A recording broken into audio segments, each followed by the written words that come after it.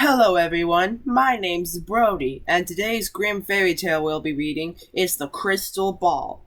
There was once an enchantress who had 3 sons who loved each other as brothers, but the old woman did not trust them and thought they wanted to steal her power from her. So she changed the eldest into an eagle, which was forced to dwell in the Rocky Mountains and was often seen sweeping in great circles in the sky. The second she changed into a whale, which lived in the deep sea, and all that was seen of it was that it sometimes spouted up a great jet of water in the air. Each of them only bore his human form for only 2 hours daily. The third son, who was afraid she might change him into a raging wild beast, a bear perhaps, or a wolf, went secretly away. He had heard that a king's daughter who was bewitched was imprisoned in the castle of the Golden Sun, and was waiting for deliverance. Those, however, who tried to free her risked their lives. 23 youths had already died a miserable death, and now only one other might take the attempt, after which no more must come. And as his heart was without fear, he caught at the idea of seeking out the castle of the Golden Sun.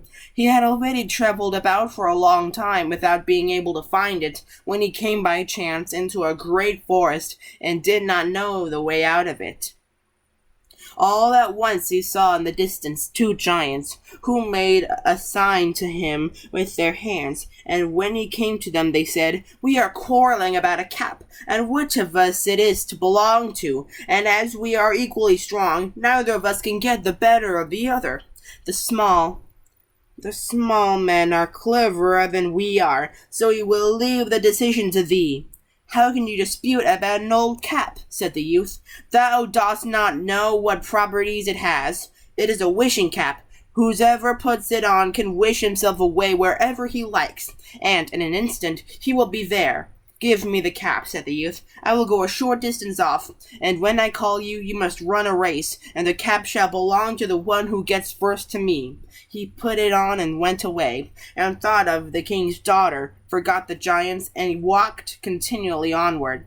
At length he sighed from the very bottom of his heart, and cried, "Ah, if I were but at the castle of the Golden Sun!" And hardly had the words passed his lips, than he was standing on a high mountain before the gate of the castle.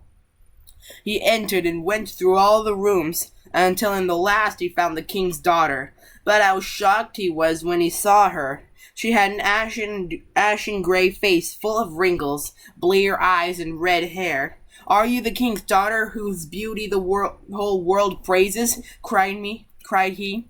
"Ah," she answered, "this is not my form. Human eyes can only see me in this state of ugliness, but that thou mayst know what I am like. Look in the mirror. It does not let itself be misled. It will show thee my image as it is in truth."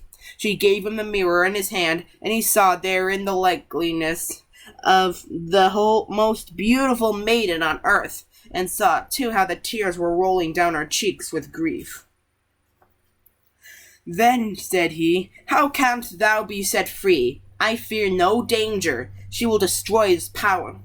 She said, "He who gets the crystal ball and holds it before the enchanter will destroy his power with it, and I shall resume my true shape."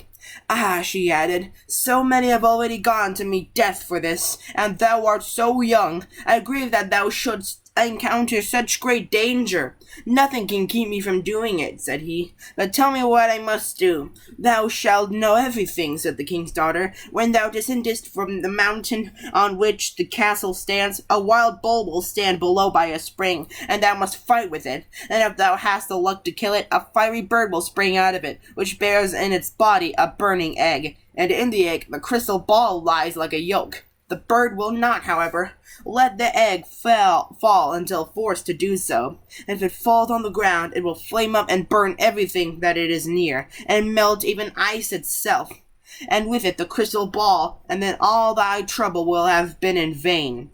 The youth went down to the spring where the bull snorted and bellowed at him. After a long struggle, he plunged his sword in the animal's body, and it fell down. Instantly a fiery bird arose from it, and was about to fly away. But the young man's brother, the eagle, who was passing between the clouds, swooped down, hunted it away to the sea, and struck it with its beak and tail, and in extremity it let the egg fall. The egg did not, however, fall into the sea, but on a fisherman's hut which stood on the shore, and the hut began at once to smoke, and was about to break out in flames.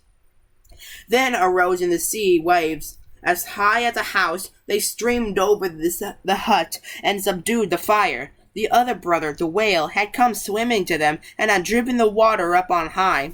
When the fire was extinguished, the youth sought for the egg, and happily found it.